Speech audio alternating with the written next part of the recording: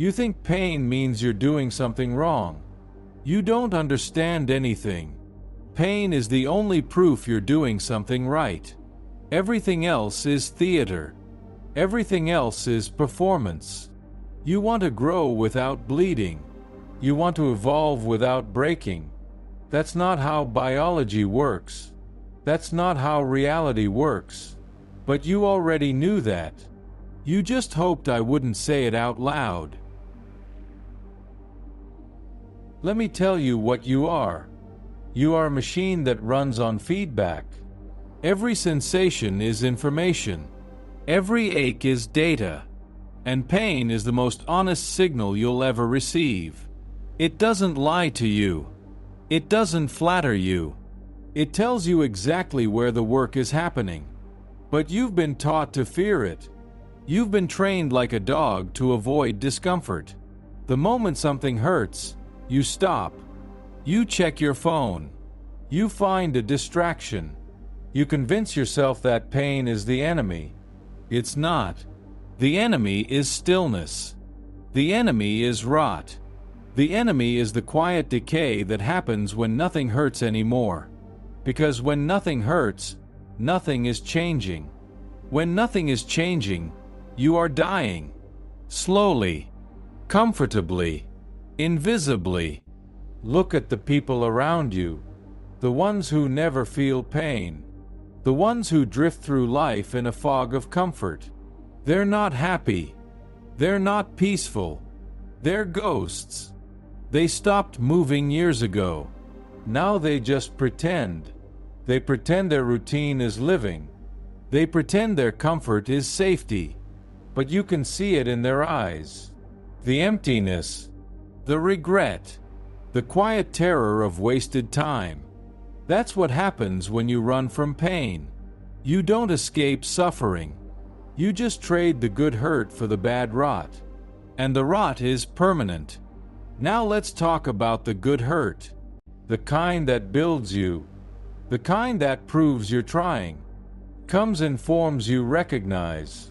The burn in your lungs when you run. The ache in your muscles after you lift. The exhaustion after deep focus. The discomfort of discipline. The tension of doing what you said you would do.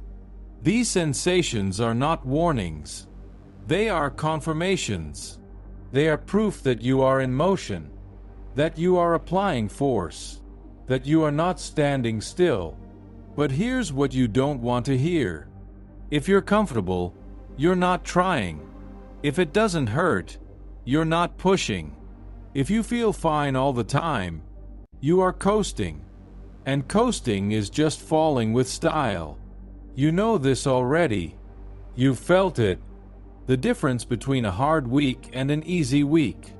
The difference between real work and busy work. The difference between effort and pretending. Real effort has a cost. Takes something from you. It leaves you tired. It leaves you sore. It leaves you different than you were before. That's the price. And you don't get to negotiate. But you want the results without the cost. You want the body without the training. You want the skill without the repetition. You want the life without the years. And when reality reminds you that doesn't exist, you call it unfair. You call it too hard. You call it unrealistic. No. You're just soft. And soft things break. Not loudly. Not dramatically. Just quietly. Over time. Until there's nothing left. Let me dismantle your excuses. You say you're tired. Of course you're tired. Tired is the default state of anyone doing anything. Tired is not a reason to stop. It's a reason to continue intelligently. But you use tired as permission to quit. You treat fatigue like a moral injury. Like the universe owes you rest. It doesn't. The universe doesn't care if you're tired. The clock doesn't stop because you need a break. Your competition doesn't pause because you're sore. Time moves. and you either move with it or you get buried by it. You say it hurts too much. Good. That means you're actually trying something difficult. That means you're past the easy part. That means you're in the zone where real change happens. Most people never get there. They stop at the first hint of discomfort. They tell themselves they'll try again tomorrow. But tomorrow they feel the same resistance. So they quit again, and again, and again, until quitting becomes their identity, until comfort becomes their prison. And they spend the rest of their lives wondering why nothing ever changes. I'll tell you why. Because change costs, and they refuse to pay. You say you don't know if you're doing it right. Here's how you know. If it's hard, you're doing it right. If it's easy, you're wasting time. If it hurts in your muscles, your lungs, your focus, you're on the path. If it hurts in your joints, your pride, your excuses, you're lying to yourself. Learn the difference. One is the good hurt. The other is damage. And damage comes from ego, from trying to skip steps, from pretending you're further along than you are. The good hurt is honest. It says, this is hard, but you can do it. It says, you're not there yet, but you're moving. It says, keep going. Damage says, you're pretending, you're rushing, you're faking. And damage doesn't build you. It breaks you. So stop confusing the two. You say you need motivation. No, you don't. You need discipline. Motivation is a feeling. Feelings are weather. They come and go. Discipline is structure. It doesn't care how you feel. It just moves. Every day. Whether you're inspired or not. Whether you're tired or not. Whether you're scared or not. Discipline says, this is the schedule. This is the standard. This is what we do. No debate. No negotiation. No excuses. And the beautiful thing about discipline is this. It creates its own momentum. The first week is hell. The second week is hard. The third week is bearable. By the fourth week, it's just what you do. And by the eighth week, you don't recognize the person you used to be. That's the power of repetition. That's the power of showing up when it hurts. So here's what you're going to do. You're going to stop treating pain like the enemy. You're going to stop running from discomfort.